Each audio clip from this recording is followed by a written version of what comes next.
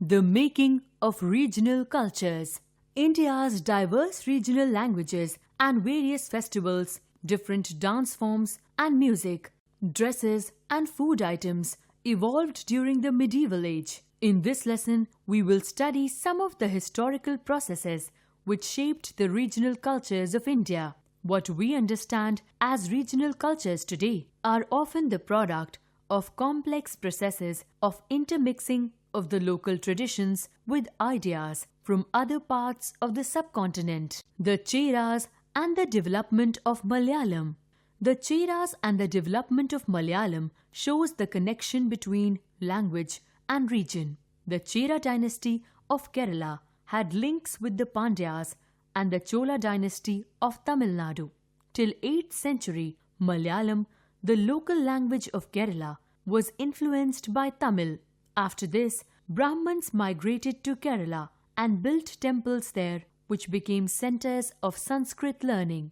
Around the 9th century, Kerala came under the rule of new Chera rulers called the Perumals, who set up their capital at Mahodayapuram. Under the Perumals, the influence of Sanskrit on Malayalam increased. The first literary work in Malayalam, dated to about 12th century, is directly indebted to Sanskrit. Leela Tilakam, a 14th century work on Malayalam grammar, was written in Maniparvala style, which shows the growing influence of Sanskrit on Malayalam. Maniparvala means a combination of gem with choral. Gem refers to a Dravidian language, which in this case is Malayalam, and choral represents Sanskrit. Religious worship in Odisha.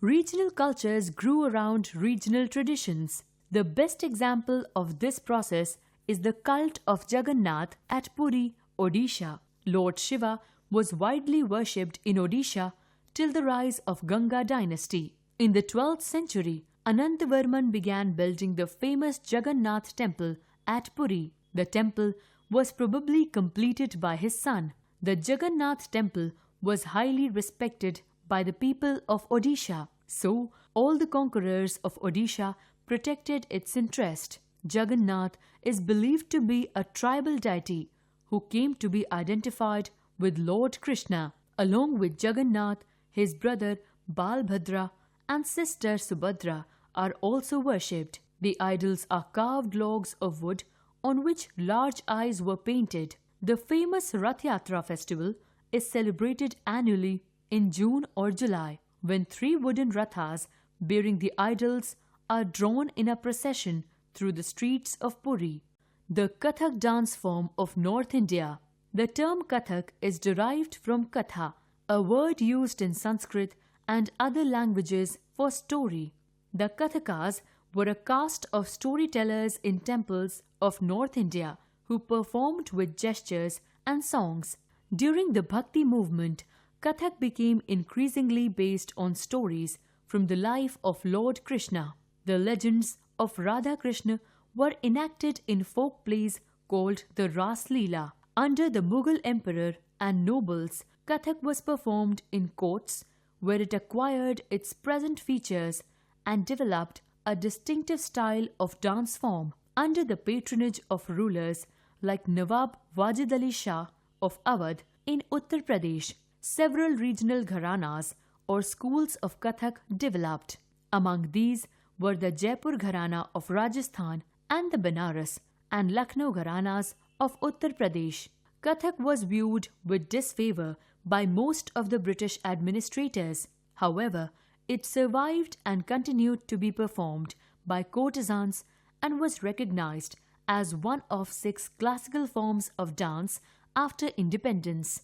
Other dance forms that are recognized as classical at present are Bharatnatyam, Tamil Nadu, Odishi, Odisha, Manipuri, Manipur, Kathakali, Kerala, and Kuchipudi, Andhra Pradesh. The Rajput tradition of heroism. In the 9th century, the region that constitutes present-day Rajasthan was called Rajputana by the British. It may suggest that the area was inhabited by Rajputs, but it is only partly true. There are several people other than Rajputs who live in Rajasthan. However, the Rajputs are often recognized as contributing to the distinctive culture of Rajasthan. The Rajputs preserved the stories of their heroism, loyalty, friendship, and love in popular ballads and songs. Young Rajputs were trained in the art of warfare and were expected to follow the examples set by these stories. They preferred death than to fleeing from battlefield. They also guarded the honor of their women folk. Women were also depicted as following their heroic husbands in both life and death. There are stories about the practice of sati, or immolation of widows, on funeral pyre of their husband. So, those who followed the heroic ideal often had to pay for it with their lives. Paintings. In the medieval period, many rulers and nobles promoted the painting of miniatures, small-size paintings. These paintings were made of different materials like paper, cloth, wood, ivory, and leather. The paints used were of natural dyes made from vegetables and minerals, including gold and silver. In the early medieval period, miniatures depicted religious themes. The Palas of Bengal patronized the use of miniatures to illustrate Buddhism, while in Western India, miniatures were used to decorate Jain manuscripts. During the Sultanate period, miniatures were used in book illumination. The Mughals introduced new themes depicting court scenes, battles, natural landscapes, etc. Humayun brought two famous painters, Mir Sayyid Ali and Abdus Samad, from Persia, who founded the first school of Mughal miniature painting in India. The Mughal emperors Akbar, Jahangir, and Shah Jahan patronized highly skilled painters who primarily illustrated manuscripts containing historical accounts and poetry. Aurangzeb's dislike for painting led to the migration of painters from Mughal court to the different places such as Rajasthan, Kangra, and the Deccan. Different styles of miniature painting developed in different regions. The Pahari style of painting developed in the hills, extending from Jammu to Garhwal. The Sultans of Deccan patronized the Deccan style of miniature painting. Developments in medieval Bengal.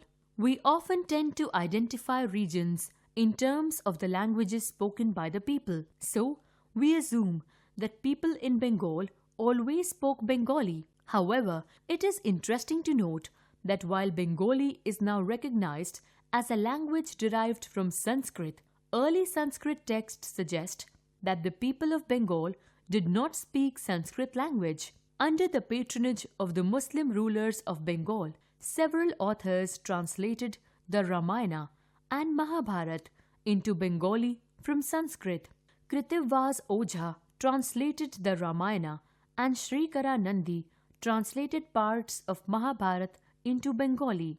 In fact, by the 15th century, the Bengali group of dialects came to be united by a common literary language based on the spoken language of the western part of the region, now known as West Bengal. Thus, although Bengali is derived from Sanskrit, it passed through several stages of evolution. Early Bengali literature may be divided into two categories. One is indebted to Sanskrit and the other is independent of it. The first includes Bhakti literature like the biographies of Chaitanya Dev, the leader of the Vaishnava Bhakti movement. The second includes Nath literature.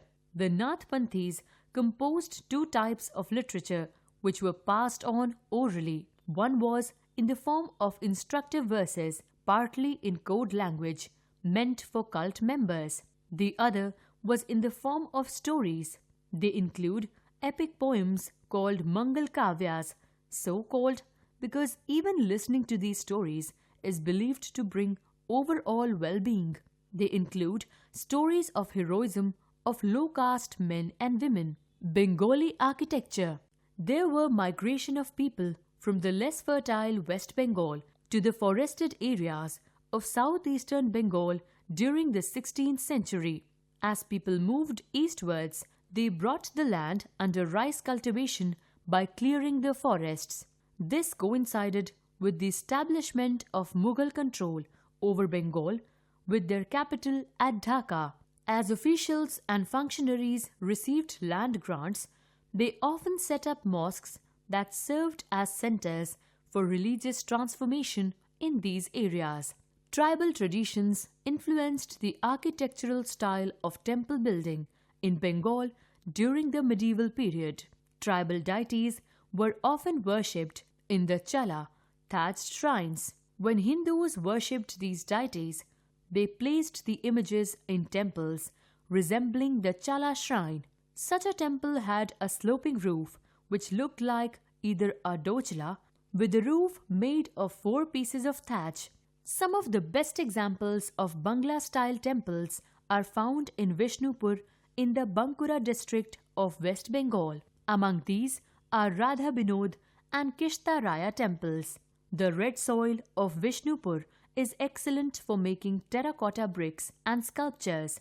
The temples of Vishnupur have beautiful terracotta bands on their walls. Fish in Bengali culture. Traditional food habits are generally based on locally available food items. Much of Bengal is a riverine plain which produces plenty of rice and fish. Hence, fish is an important item in the daily diet of the people of Bengal. People from all sections of Bengali society eat fish. Even Brahmins, unlike the Brahmins in most parts of India, are allowed to eat white fish with scales. Fishing has always been an important occupation for the people of Bengal, and Bengali literature contains several references of fish. Besides serving as food, fish are regarded as auspicious and are used in ceremonies and rituals. Fish are depicted in sculptures, paintings, and alpanas. Alpanas are folk art forms in which designs are drawn on the floor with a powder of rice flour. Trivia. Kathakali is a classical dance form of Kerala. This dance form has a unique blend of literature, music, painting, acting, and dance. Kathakali literally means story play. Trivia. Pahari painting is an umbrella term used for a form of painting that flourished in the mountainous regions of India. It was mostly done in a miniature form but presents great variation in style.